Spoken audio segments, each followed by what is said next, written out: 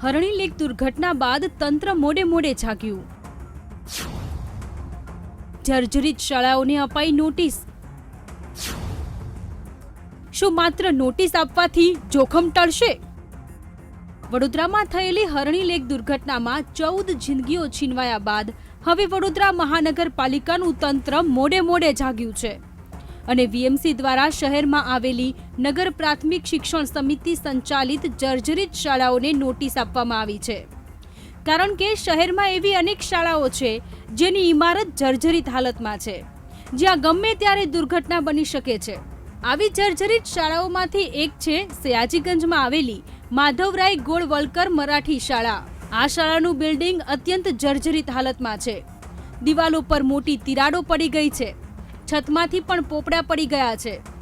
આ બિલ્ડિંગનો structure report કરાવતા building જોખમી હોવાનું સામે આવ્યું હતું, જેને લઈને વીએમસીએ માત્ર શાળાની દિવાલ પર નોટિસ ચોંટાડી સંતોષ માની લીધો છે। પરંતુ મહત્વની વાત તો એ છે કે આ શાળાને અડીને જ મગનભાઈ શંકરભાઈ પ્રાથમિક શાળા આવેલી છે। અહીં ભણતા બાળકો આ જર્જરિત બિલ્ડિંગની નીચેથી જ પસાર થાય છે। તેવામાં ગમે ત્યારે મોટી દુર્ઘટના થઈ શકે છે, જેથી આ જોખમી બિલ્ડિંગને વહેલી તકે ઉતારી લેવામાં આવે તે જરૂરી છે।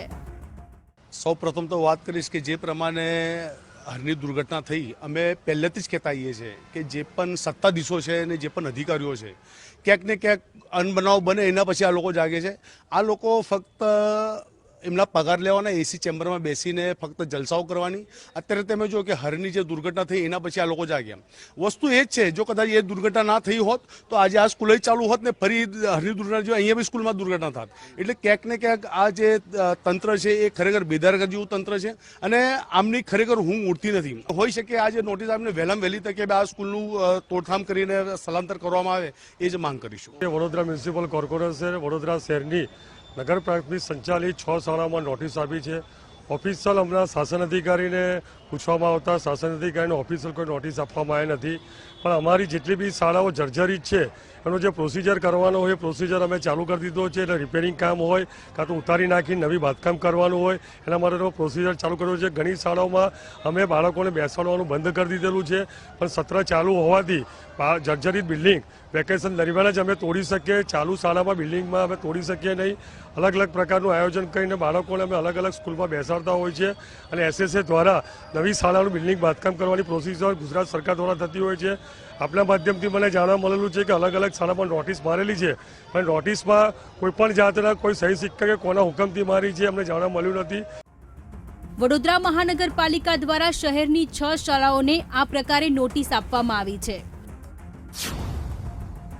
જેમાં સયાજીગંજમાં આવેલી માધવરાય ગોળવલકર મરાઠી શાળા, અકોટામાં આવેલી હેડગેવાર પ્રાથમિક શાળા, નેતાજી સુભાષચંદ્ર બોઝ પ્રાથમિક શાળા, સૈયદ વાસણામાં આવેલી રાજારામ મોહનરાય પ્રાથમિક શાળા, સમામાં આવેલી મહર્ષિ અરવિંદ શાળા, રંગ અવધૂત શાળા, મગનભાઈ શંકરભાઈ પ્રાથમિક શાળા।